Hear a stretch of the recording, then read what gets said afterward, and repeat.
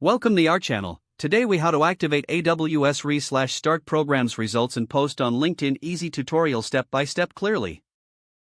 To activate your AWS re/start program results, begin by logging into your AWS account.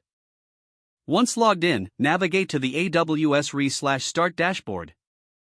Here, you will find your program results and performance metrics. Identify the specific results you'd like to highlight on LinkedIn.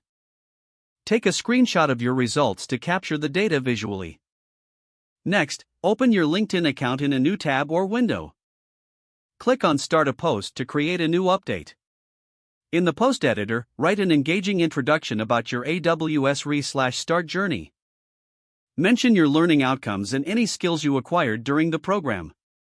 Now, select the screenshot you took earlier and upload it to your post. Make sure the image is clear and showcases your achievements effectively.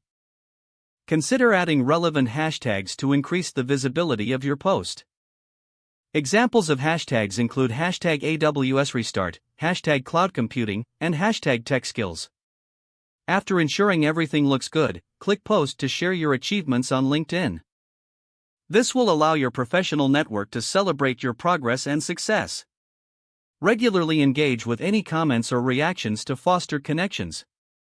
Now you are ready to showcase your AWS re/start results to the world. If the page does not load, refresh the browser or try again in a private or incognito window. Make sure you are using the correct email address, then retype it carefully to avoid small typos.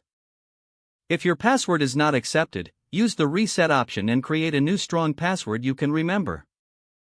Check your spam folder for verification or security emails, then complete any requested confirmation steps.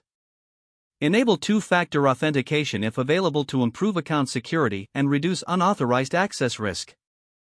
After signing in, review your profile details so your contact information and settings are accurate and current.